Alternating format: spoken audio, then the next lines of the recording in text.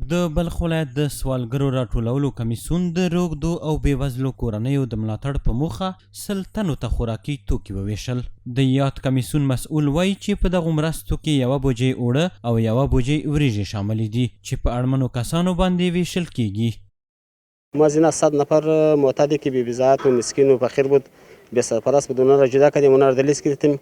البته یک بوجی برنج است 24 کیلویی و یک بوجی آرد 5 کیلویی است از طرف بودجه خود مدیریت مبارزه علیه مواد مخدر برای اینا کمک میشه.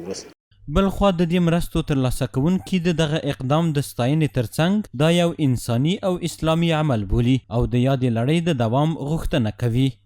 نامخدا خیلی خوشحال هستم رو کمکات توضیح شده، خیلی خوشحال هستم فامیل کوری چیده خیلی خوردنی میشه. نامخدا ماشاءالله خوشحال هستم.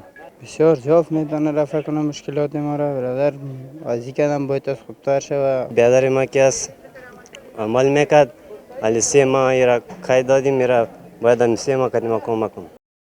د شته معلوماتو له مخې دا مهال شاوخوا 900 تنه د بلخ ولایت په نشهیي توکو د روږدو په کمپ کې تر درملنې لاندې دي او د اسلامي امارت مسؤلین هڅه کوي تر څو د دوی د وړیا درملنې سره هممهاله یې کورنیو ته لازم مالي ملاتړ هم برابر کړي.